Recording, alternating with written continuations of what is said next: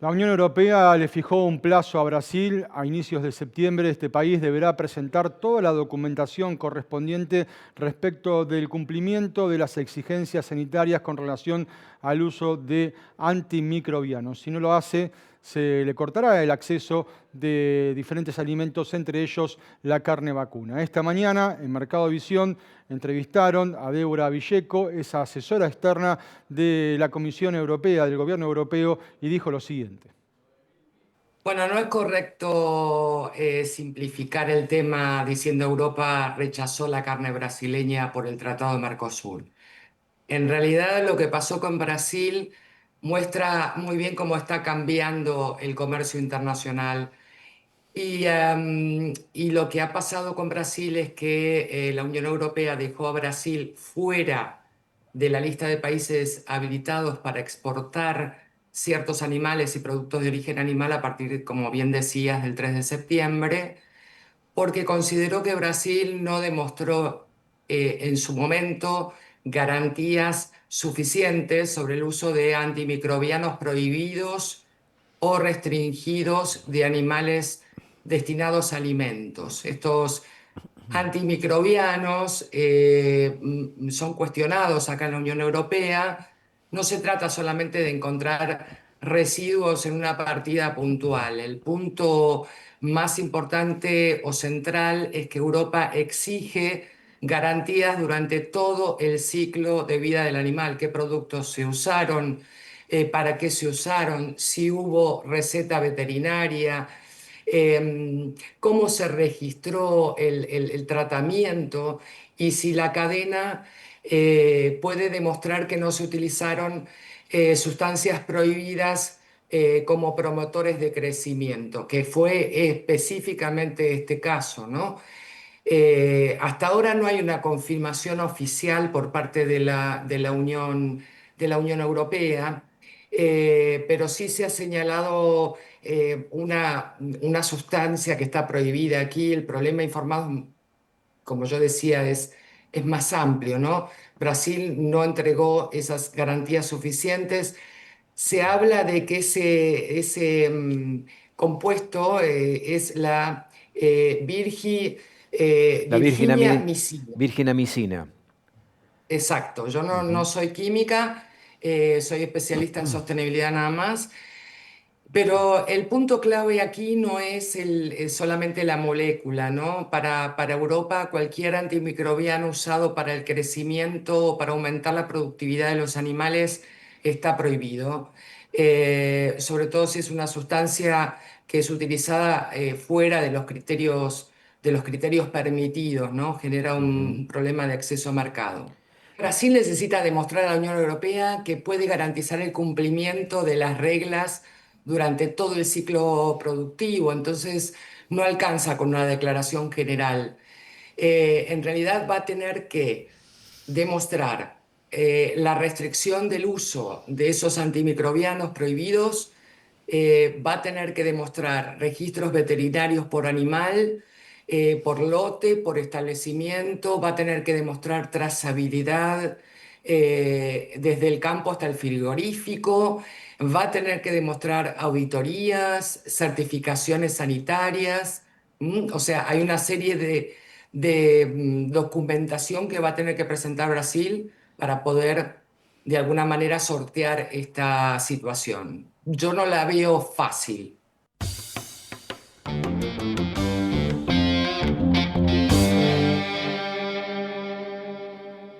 Débora Villeco también se refirió al cupo de 99.000 toneladas que la Unión Europea le otorgó a los países del Mercosur para que le exporte carne vacuna, cupo que todavía no fue repartido entre los diferentes países integrantes de este bloque económico, y sobre esto dijo lo siguiente Débora Villeco. Hay un cupo limitado, sí, con arancel preferencial, que es lo que acabamos de mencionar. Ese cupo es de 99.000 toneladas anuales para todo el Mercosur. Lo que aquí está claro también es que los países del bloque no han acordado reglas internas claras de reparto y la Unión Europea eso no lo establece. Por tanto, funciona como una carrera. Si nosotros lo estamos viendo desde aquí, como una carrera. Consume el cupo quien llega primero. Quien llega primero con la documentación, con la habilitación y con el producto listo para ingresar. El cupo no se gana solamente por tener volumen productivo, se gana por estar preparado. Eso lo hemos visto recientemente con lo que ha pasado con que Argentina consumió, por ejemplo, rápidamente el 100% del cupo de los huevos y más del 80% del cupo de la miel. Uruguay creo que llegó al 63% del cupo del arroz. Es decir, estos ejemplos muestran cómo una cuota regional puede transformarse en una carrera comercial entre los países y empresas del Mercosur. En carne bovina todavía el tema es más sensible porque se trata de uno de los productos, les diría, más discutidos aquí en Europa, ¿eh? Entonces, aunque haya una oportunidad arancelaria, el acceso real depende de esas tres cosas que mencionamos antes. ¿Quién llega primero?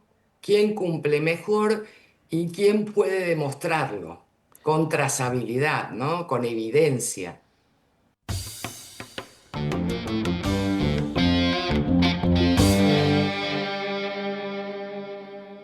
Hay novedades y se están dando cambios significativos en el escenario, en el mercado internacional de la carne vacuna. Recién Villeco hacía mención a lo que está pasando en Europa, que pone restricciones a Brasil. También China impuso cupos a sus importaciones de este alimento. Bueno, de todo esto estuvimos hablando con Miguel Gorelick de Valor Carne, quien hizo este comentario. El escenario mundial, en particular para la Argentina, se presenta como muy auspicioso, viene siéndolo desde hace muchos meses y esto se está pronunciando. No así en el caso de Brasil y de Australia, que están de manera inminente por quedarse sin cuota y van a tener que reducir o eliminar los embarques porque el 55% de arancel que impuso China para la extracuota es inabordable. Solo podría salvarse algunos cortes muy especiales de muy alto precio que el mercado pueda absorber con este arancel, pero el grueso de la carne que compra China, que es una carne de calidad media, digamos, a un precio relativamente bajo, no da como para pagar eso. Entonces, Brasil y Australia se enfrentan a que virtualmente van a tener desaparecido, en el caso de Brasil, su principal mercado, que lleva casi la mitad del total de sus embarques, y en el caso de Australia, desde el año pasado, China representa el segundo lugar entre sus destinos. Entonces, van a tener que empezar a redireccionar mercadería y esto también va a impactar en alguna medida en la Argentina porque va a significar que, por ejemplo, el gran mercado a donde pueden ir buena parte de esta carne es el de Estados Unidos, un mercado que la Argentina viene aprovechando activamente las nuevas oportunidades que se le presentan este año, es decir, por un lado la cuota de 20.000 toneladas que viene de antiguo y la nueva cuota para este año de 80.000 toneladas a razón de 20.000 por trimestre, que, repito, la Argentina está abasteciendo de manera muy activa. Tenemos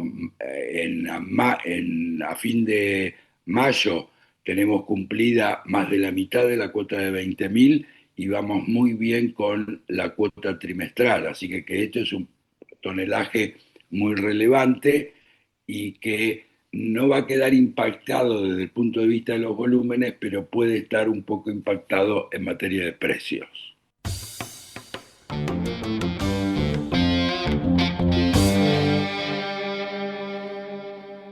Si Brasil se viera obligado a redireccionar más carne de otros mercados, de otros destinos como China o Europa, Estados Unidos, impactaría esto en los precios, decía recién Miguel Gorelick, quien se refirió también a las exportaciones argentinas a otros destinos. Argentina tiene 5 principales mercados desde hace muchos años.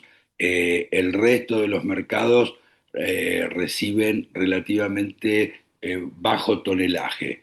China es el número 1, Estados Unidos es el segundo, Israel está ahí en un lugar muy destacado, Europa y Chile. Con esto se completa el quinteto que podría estar en un podio de 5, digamos, ¿no? El resto es, como te decía, relativamente menor.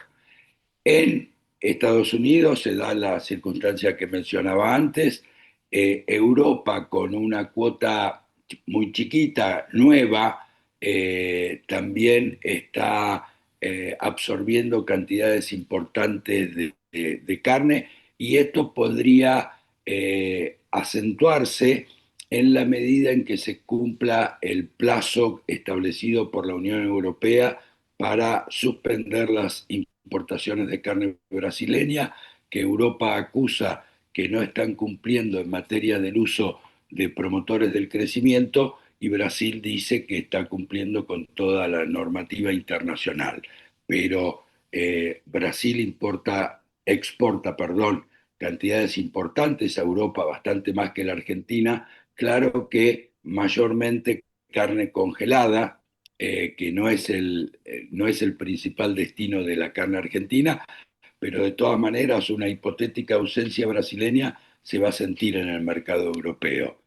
Israel está demandando buenas cantidades a precios mucho mejores, muy superiores a los que se venía trabajando meses atrás, y esto también es un atractivo importante.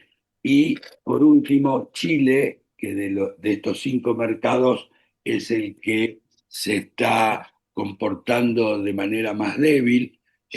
Brasil ha tenido un avance muy importante en el mercado chileno. Antes Paraguay era el exportador líder y ahora quedó sobrepasado por Brasil, que ha tenido en los últimos meses sostenidamente un precio más bajo de su hacienda y esto lo hace más competitivo.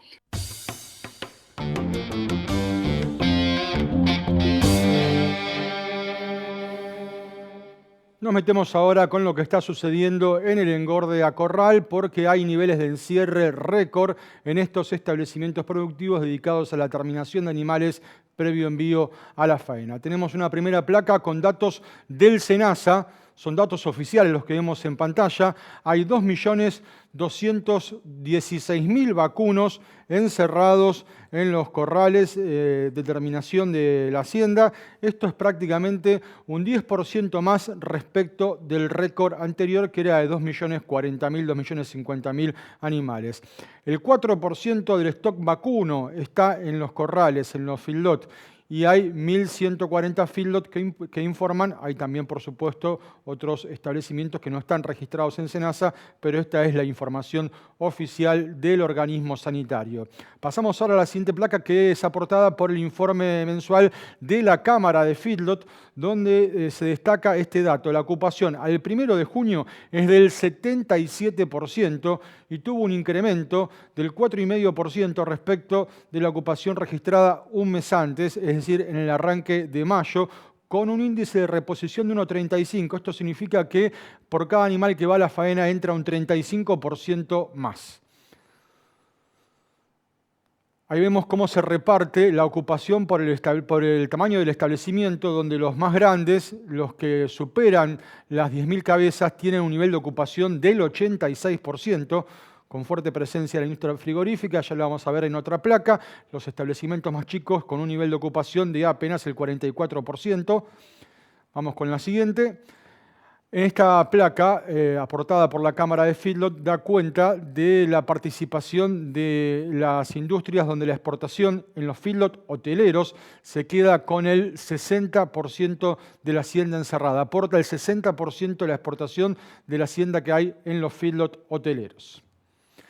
Relación insumo-producto. Con respecto al ternero, el precio del novillo tiene una diferencia negativa del 48%, nada más y nada menos, cuando históricamente era del 15 a 20%.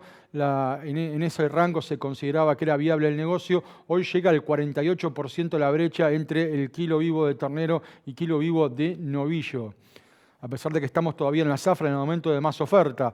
La relación de intercambio entre el novillo y el maíz es de 16-1. Esto habla de la conveniencia del agregado de kilos a la hacienda que se compra en precios caros. Como veíamos, la relación ternero-novillo es bien negativa y se intenta compensar con el agregado de kilos en los corrales, aprovechando la buena relación maíz-carne. Y la última placa tiene que ver con el resultado económico del engorda corral, con una inversión que se hace que es realmente importante. La utilidad antes del pago de impuestos o de la carga de los intereses es de 57.000 pesos, una rentabilidad chica, un porcentaje chico respecto de la inversión que se hace de lo que vale un animal que va a la faena.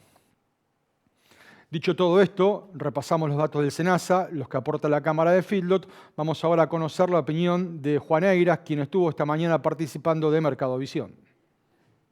Dijimos estos días y el mes pasado también, tenemos una identificación de categorías que viene de todo este fenómeno del último año y medio de bonanza climática, con mayores kilos al destete, con mayor porcentaje de haciendas con requería pastoril, pastoril con suplementación. Entonces, en el corral hoy no está como en otros tiempos o hace pocos años donde teníamos esta concentración de ternero de destete liviano ingresado en la zafra, sino que viene arrastrando stock. Yo el otro día charlando con un colega le decía, la menor faena, la hacienda no se murió, porque encima tuvimos un año climáticamente muy bueno. En algún lado está, bueno, gran parte de eso está dentro de los corrales.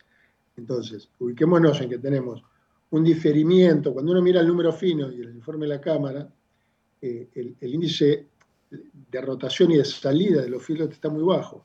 Está en el orden, este medio alrededor del 17%. 17% te está dando 5 meses, 3.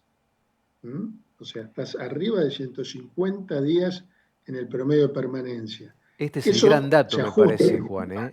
Este es el gran dato que explica en parte la cantidad de hacienda que hay en los corrales, aún con un movimiento mucho menor de invernada de lo que veníamos viendo en los últimos años. Exactamente, hay que hacerle un ajuste.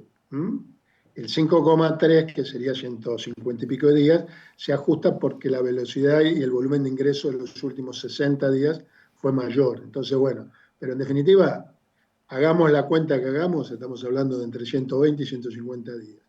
Cuando el problema nuestro era siempre los 90 días, con estos volúmenes, que la vieja frase puerta 12, creo que hay generaciones que ya no saben qué es la puerta 12, algún día lo tendríamos que explicar, ¿no? Ese desgraciado momento a la salida del partido de fútbol. Es terrible. Pero bueno, en definitiva es el efecto embudo, para aquel que no conoce el término.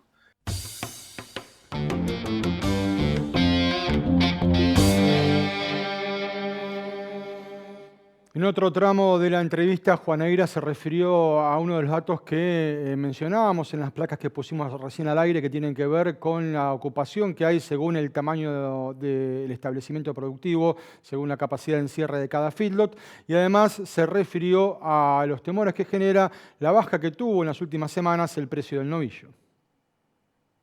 Los feedlots hasta 2.000 cabezas, 44% de ocupación.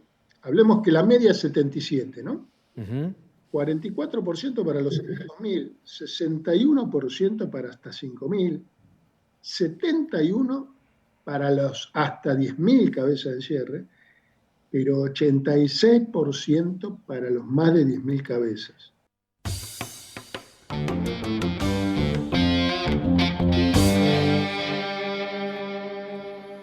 Nos toca hacer la pausa. Venimos en el próximo bloque con más información.